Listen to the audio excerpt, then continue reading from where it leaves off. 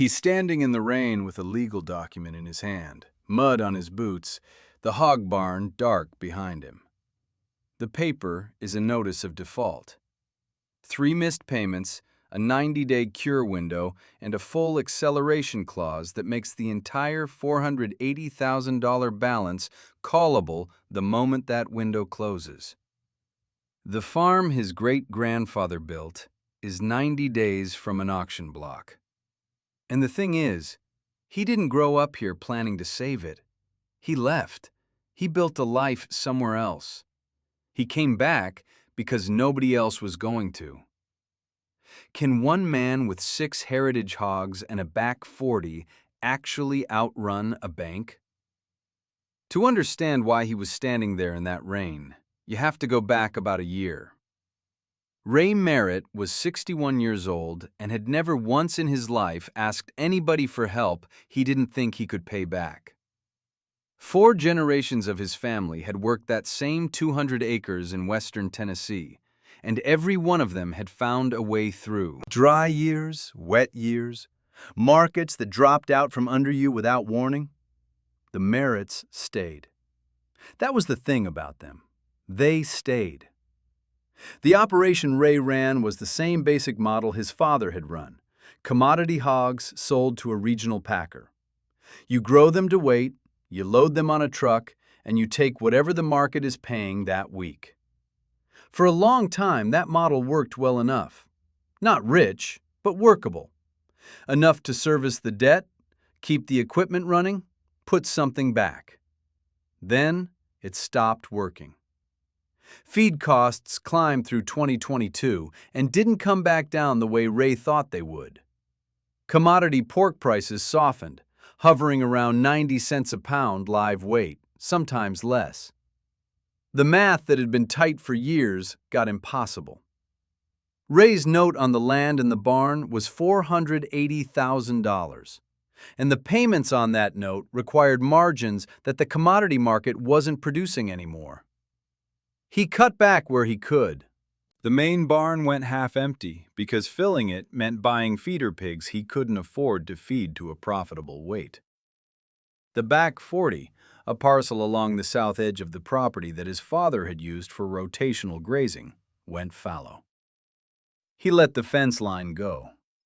Brush moved in along the south edge, underneath a stand of white oaks that had been there longer than the farm itself. Ray didn't talk about any of this. That wasn't his way. You worked the problem quietly, you watched your expenses, and you believed that if you just got through the rough patch, the market would give you a good year eventually. He'd seen it happen before. He believed it would happen again. It didn't happen fast enough. 3 payments came and went without being made. January, February, March. The bank sent the standard letters first, the ones that are polite and remind you of your options.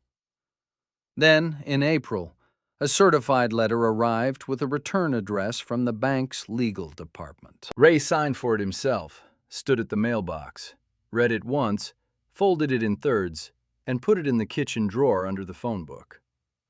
Notice of default and intent to foreclose. The cure window gave him 90 days to bring the arrears current. If he didn't, the full balance accelerated.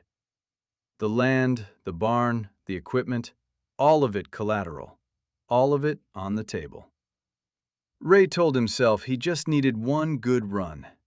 He opened the barn back up, bought a small group of feeder pigs on credit he could barely justify, and went back to work. He did not call his son in Nashville. He did not call anyone. He figured he'd handle it the same way his father had handled hard years, quietly and alone, and by working harder than the problem. But Cal found out anyway. He always did. Cal Merritt was 28, living in a 1-bedroom apartment near the Gulch in Nashville, pulling a salary that would have seemed like fiction to his father.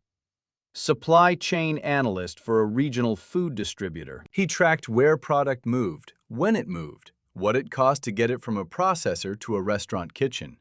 He was good at it, His manager said so twice a year during reviews, and Cal smiled and nodded and went back to his desk. The desk was in an open-plan office with about 60 other desks. The ceiling was low, the lights were the kind that hum just below the threshold of what you consciously notice, and your phone pinged you on Slack before you'd finished your first cup of coffee. Every day had the same texture. Triage the inbox. Join the 9 a.m. Build the spreadsheet. Join the 11 a.m. Send the spreadsheet. The work existed entirely inside a screen and produced nothing you could hold in your hands at the end of it. What Cal had, though, and this matters, was 5 years of watching exactly how food moved through a commercial supply chain.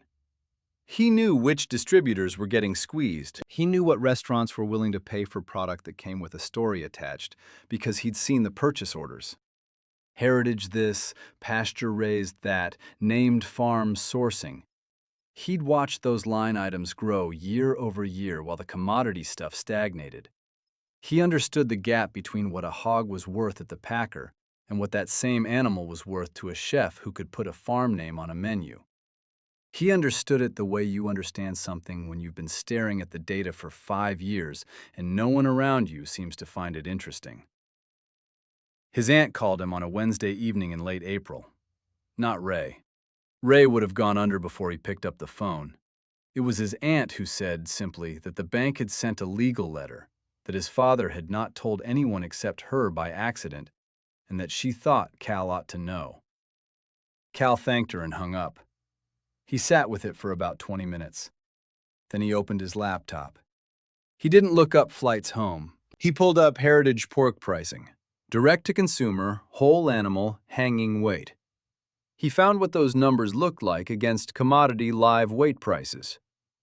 He looked up the back 40 on the county parcel map, noted the acreage, then sat back and did the kind of math that 5 years of supply chain work had made almost instinctive for him. The numbers weren't comfortable. They weren't a guarantee. But they weren't crazy either. And Cal had a specific kind of mind that could tell the difference between a long shot and a wrong answer. He gave 2 weeks' notice the next morning. He told his manager it was a family situation, which was true, and that he wasn't sure when he'd be back, which was also true, though by that point he'd already decided he wouldn't be. He drove home on a Thursday. Ray didn't ask him to stay.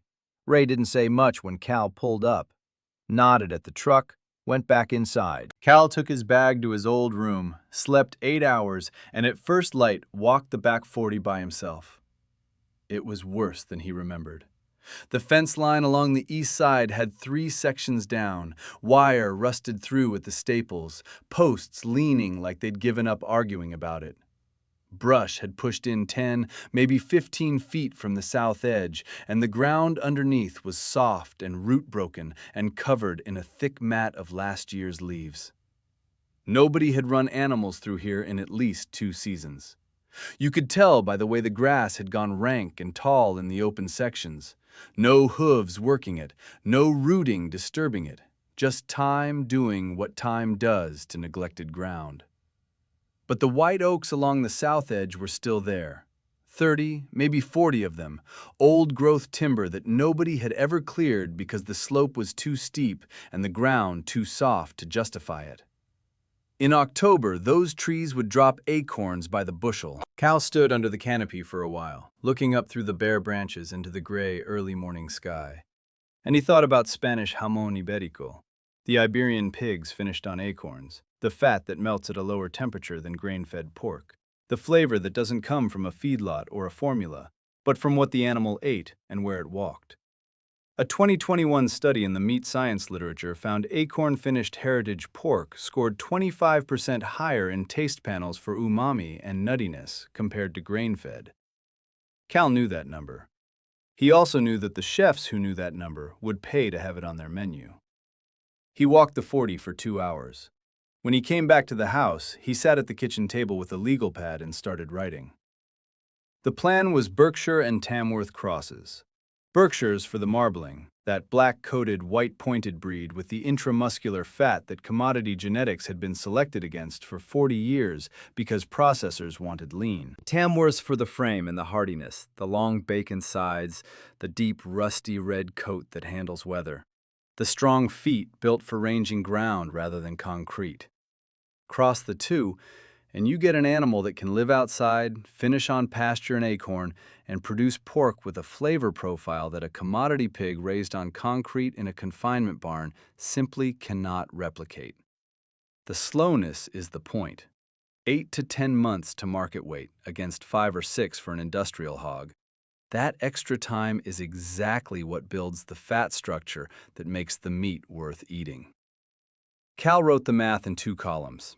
Left side, commodity, 90 cents per pound live weight sold to a packer, price set by a market you don't control. Right side, heritage, direct to consumer, $6 to $7 per pound processed, price set by the conversation you have with the person buying it. A finished hog at 250 pounds hanging weight, sold direct at $4.50 per pound to a restaurant, grosses over $1,000. That same animal at commodity rates barely clears $200. He left the legal pad on the table that evening. Ray picked it up, looked at it for maybe 30 seconds, set it back down. People been trying fancy hogs around here for 30 years, Ray said. He wasn't mean about it. He just said it the way you say something you believe is true and figure the other person ought to already know. Cal didn't argue. There was no point arguing before the animals were on the ground. He bought 6 Berkshire gilts from a farm 2 counties over and put them on the back 40 the following Monday. The first thing Cal did was fix the fence, not because it was the most important thing, but because nothing else worked until it was done. 3 sections down on the east run, another 2 sagging badly enough that a determined hog would push through in a week.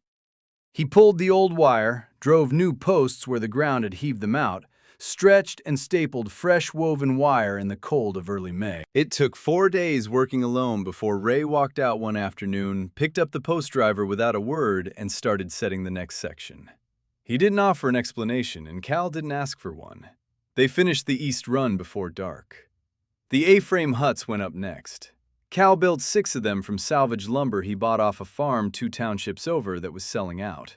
2x4s, some cedar boards that had been a corn crib wall, metal roofing panels he got for almost nothing. The design is older than electricity.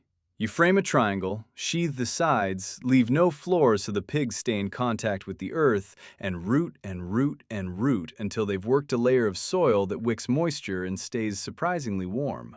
Straw packed into the back half does the insulating work.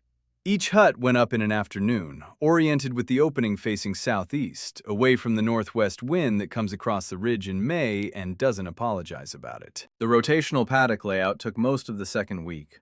4 sections inside the back 40, connected by gates, with the white oak stand accessible from the southernmost paddock. The idea was to move the hogs every few weeks, let the ground rest and regrow between passes, keep the rooting from turning the whole 40 into a mud pit. Heritage breeds work ground hard. That's part of what they're bred for. And if you don't rotate them, they'll root a paddock down to bare clay, and then you've got a different set of problems. The farrowing setup went into the largest hut, the one Cal built with extra width to accommodate a sow and a full litter. Instead of metal farrowing crates, the kind that confine a sow so completely she can't turn around, he ran wooden rails along the inside walls, 4 inches of oak board set about 12 inches off the floor on wooden brackets. The rails give a piglet an escape gap. When a sow lies down, she contacts the rail before she contacts the wall, which slows her enough that a piglet can scramble clear. It doesn't eliminate every loss, but it cuts them. More than that, it's part of the story Cal intended to sell. No crates, no confinement, natural farrowing. Anyone who asked how he raised them was going to get a complete answer, and that answer needed to be true in every detail. The lead Berkshire sow farrowed in late June, 8 piglets. Cal had slept in the barn the 3 nights before, watching for the signs: restlessness, nesting behavior, the way she kept rearranging the straw. And when it started, he stayed with her through the night. 7 of the 8 made it.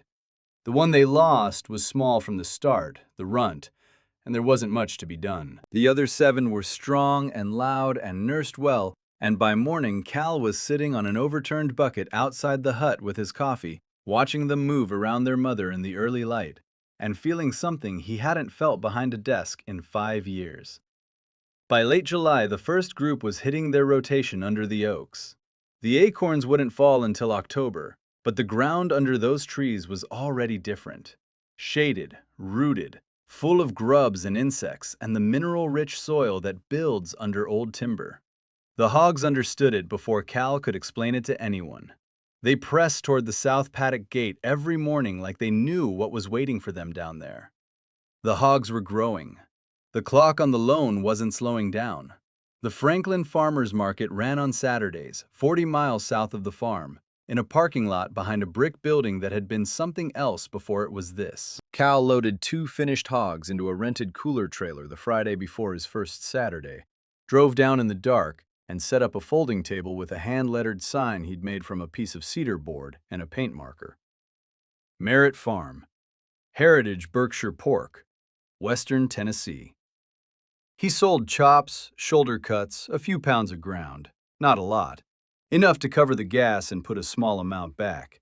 But that's not what the first Saturday taught him.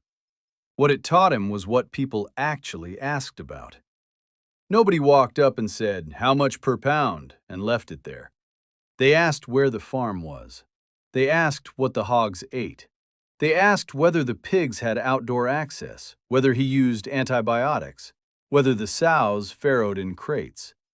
A woman who looked like she'd been shopping farmers markets for 20 years picked up a package of chops, turned it over twice, and asked him point blank what breed it was and why that mattered. Cal told her. The Berkshire genetics, the marbling, the slower growth, the outdoor finishing. She bought 2 packages and came back 20 minutes later with her neighbor. The story was moving product. Not the price, not the cut, not even the quality on its own. The story. He came back the second Saturday with a 1-page sheet he'd typed up. Breed information, a short description of the back 40, the acorn finishing plan for fall. He laid it on the table next to the cuts. People picked it up the way they picked up the pork. Some of them read the whole thing standing there. By the third Saturday, people were coming back who'd bought the first week, and they were bringing someone with them. That third Saturday, a man in a chef's coat stopped at the table around 9 in the morning. He wasn't shopping for himself.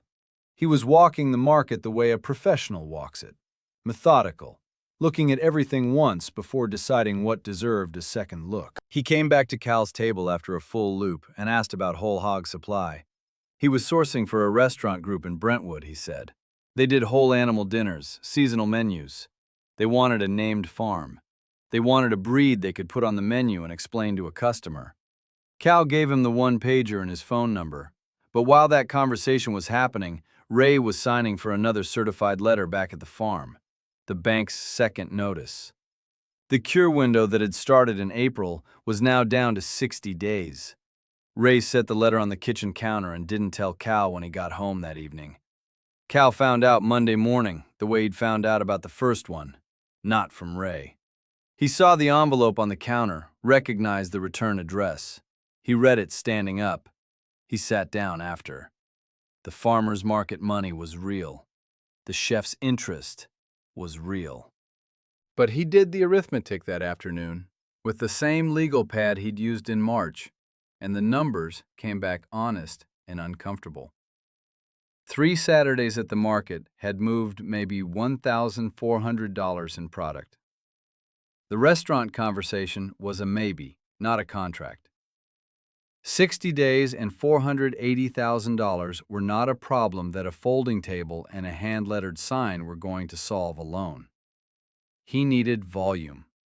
He needed a buyer who could take whole animals on a schedule and pay for them on delivery. He needed the kind of account he'd spent 5 years watching other people build from the other side of a spreadsheet. He needed a bigger buyer. And he knew exactly where to look. Cal didn't cold call. He didn't send a mass email to every restaurant in Nashville hoping someone would bite. He opened a notebook and wrote down 6 names. People he'd worked with or alongside during 5 years of watching product move through a commercial supply chain. 2 of them were purchasing managers for restaurant groups he'd supplied directly. One was a chef he'd met at a distributor event 3 years back who'd complained for 20 minutes about how hard it was to find consistent heritage port from a named source. Cal had listened politely then and filed it. Now he called. He set up 3 meetings over 2 days. He drove to Nashville in the truck he'd used to haul fence posts the week before, and he didn't apologize for what he was or wasn't. He walked in with a cooler carrying vacuum-sealed cuts from the last 2 finished hogs, the 1-pager he'd refined after the farmer's market, and the same legal pad he'd been doing math on since March.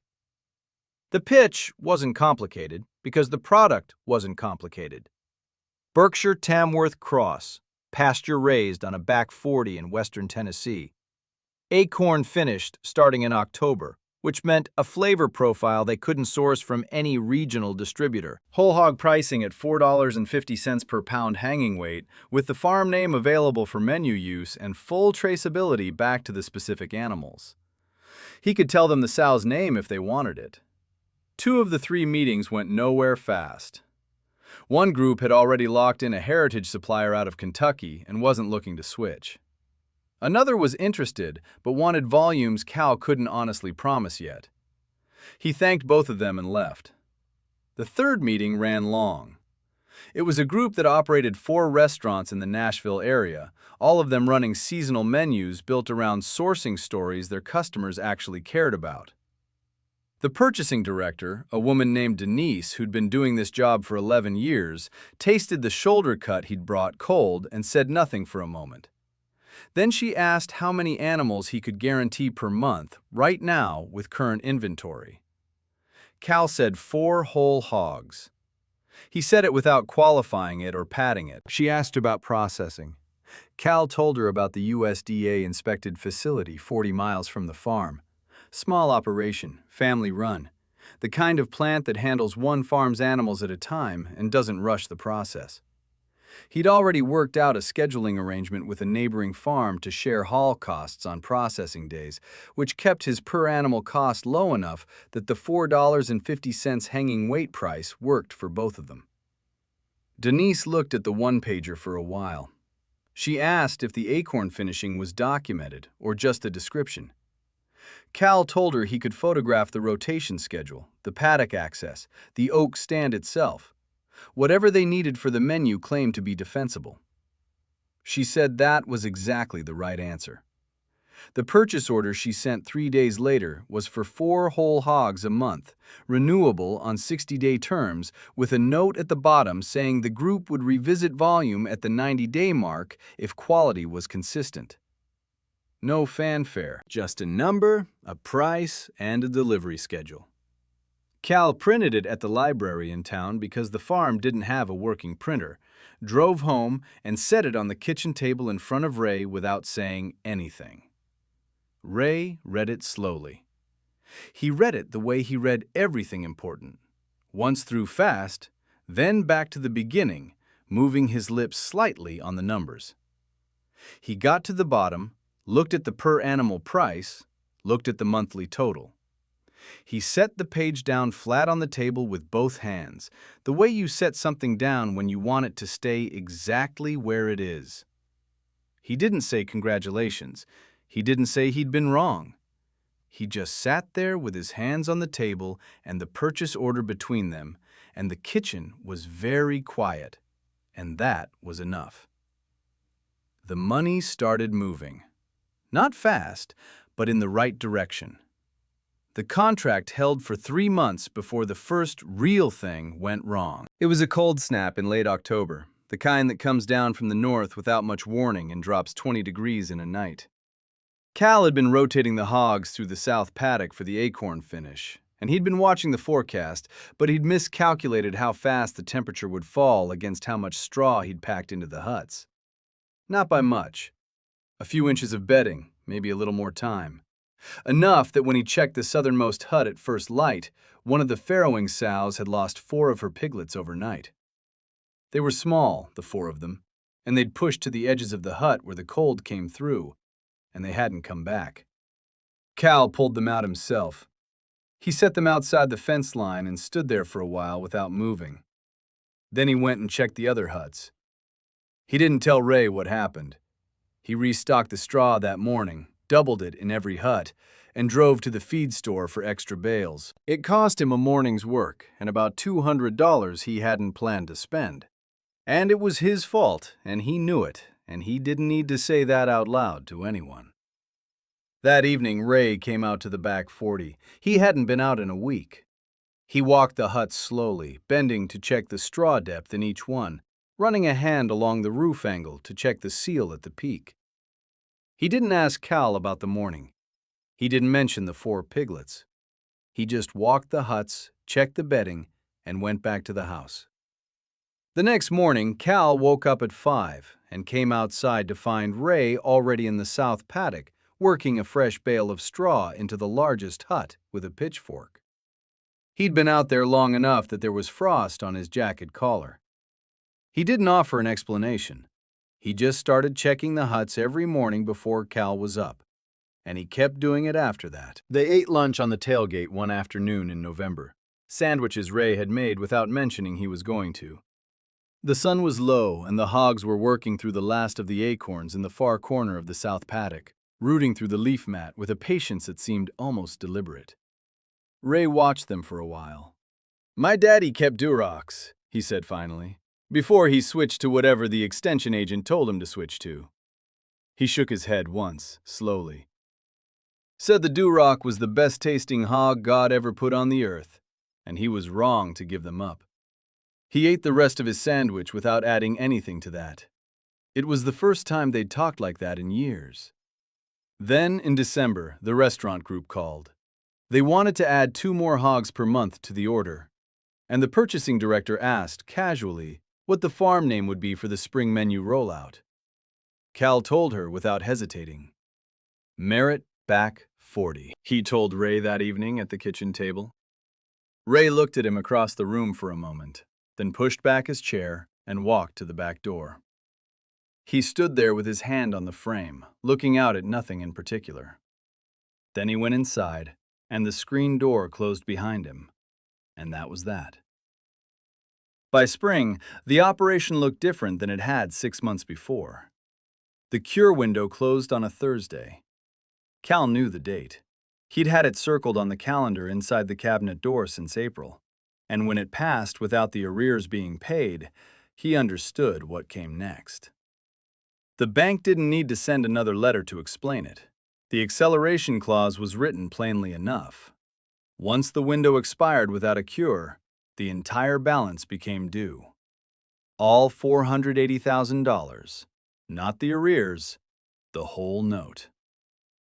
Ray got the certified letter 2 days later. He signed for it at the mailbox the same way he'd signed for the first one, and he brought it inside, and he did not put it on the counter. He put it in his shirt pocket and went out to work the main barn, and he kept it there through lunch and through the afternoon, and that evening he set it on the nightstand beside his bed, and he went to sleep without telling Cal it had arrived. He sat on it for 2 days. Cal found it on the kitchen counter the morning of the 3rd day. He didn't know how it got there. Maybe Ray put it out deliberately. Maybe he just set it down and forgot. Cal picked it up, read the return address, and opened it. This was the moment from the opening of this story. Rain on the roof, mud on his boots from the early morning hut check, the legal language laid out in front of him in the kind of clean, bureaucratic sentences that don't leave room for argument. Full acceleration. Balance due. The farm's land and structures listed by parcel and assessed value. A contact number for the bank's resolution department. He stood at the counter for a long time. The restaurant contract and the farmer's market combined were running about $4,200 a month in gross revenue. Real money, meaningful money, more than the commodity operation had generated per month in years. But it was not the kind of money that retires a $480,000 balance under acceleration pressure. The math that had worked as a monthly debt service calculation no longer applied. The bank wasn't asking for a payment. They were asking for the farm. Cal drove out to the back 40 and walked it for an hour. Not looking for answers exactly, just thinking with his feet, the way you think when sitting still isn't working. He came back and called a food writer in Nashville he'd met at the farmer's market, a woman who covered local food sourcing for one of the city's independent papers. She'd stopped at his table the second Saturday, spent 40 minutes asking questions, taken notes on her phone, said she'd love to do a piece sometime. Cal had taken her card and not followed up. He followed up now. He told her the whole story: the farm, the breeds, the back 40, the white oaks, the restaurant contract. He told her his father had worked that land for 40 years. He told her the operation was called Merritt Back 40. He didn't mention the bank letter. He didn't need to. The piece ran the following Thursday. "The son who came home." Her headline, not his. It went online and then into the print edition, and by the end of the weekend, Cal had 14 messages from people who'd found his contact information through the farm's listing and wanted to know how to buy direct. 2 more restaurant calls came in the following week. But the thing that changed the math wasn't the restaurants. It was a pig share program he put together in 4 days, working from a 1-page document he drafted on the same legal pad he'd been carrying since March. A whole processed pig, split into cuts and vacuum sealed, delivered to the buyer's door. $800, paid up front at reservation. He posted it to a local food buyers group and sent it directly to the 14 people who'd messaged him. 12 families signed within 2 weeks. That was $9,600 in cash immediately, before a single animal went to processing. He brought the check to the bank himself. The bank's resolution officer was a man named Gerald who wore a short-sleeved dress shirt and kept a legal pad of his own on the desk in front of him. Cal set the cashier's check down without a speech. Gerald looked at it, confirmed the amount against the screen, and stamped the account current. The arrears, 2 months ahead, and the fees the bank had tacked on during acceleration, all of it covered. The loan came off the default list that afternoon. Gerald shook his hand the way you shake someone's hand when you weren't expecting to shake it. The farm didn't sell. The back 40 stayed in the family. What the operation looked like by that summer? 24 heritage hogs running 4 rotational paddocks. 2 restaurant accounts taking 6 whole animals a month between them. A farmer's market table that had a line by 9 o'clock most Saturdays. And a pig share waiting list that had grown past 30 families before Cal had even figured out how to manage it properly. The white oak stand was already being written into the fall menu descriptions at both restaurant accounts. Acorn finished Berkshire Tamworth. Merritt Back 40, Western Tennessee. 14 words that represented everything the commodity market had never once asked for.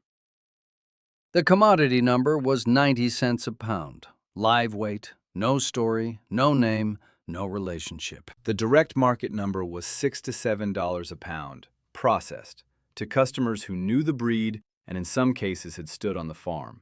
Same animal, same land, different math entirely. Ray acknowledged none of this directly. That's not who he was, and it was never going to be. But one morning in July, Cal came out to the truck to find Ray already there, looking north along the fence line with a coffee cup in his hand. "You think there's enough ground on the north side to run another paddock?" Ray asked. He said it the way he said most things. Straightforward, no preamble, like it was a practical question about a practical problem. Cal looked north. The ground up there was rough, a little wet in the spring, but workable. "Yeah," he said, "I think so." Ray nodded once and went back inside. That was it. No speech, no concession, No moment where Ray looked at his son and said he'd been wrong to doubt him. It wasn't that kind of family, and it wasn't that kind of story. It was a question about a fence line and a paddock, which, from Ray Merritt, was the same as saying everything. What Cal had actually built wasn't complicated to describe. He'd taken a parcel of neglected ground, a handful of heritage animals, and a market model he understood because he'd spent 5 years watching it from the other side, and he'd threaded them together into something that paid. The insight that made it work wasn't romantic. He'd known who was buying before he knew what he was selling. That's the whole of it. Everything else, the breeds, the huts, the acorns, the one-pager, those were the answer. Knowing the buyer was the question. At dusk, they stand at the fence line, the hogs moving through the white oaks below, rooting in the last of the evening light. The farm is still here. Whether there's another farm like this one that never got the phone call, never got the son who came home, that's the question worth sitting with. Subscribe if you want more stories like this one.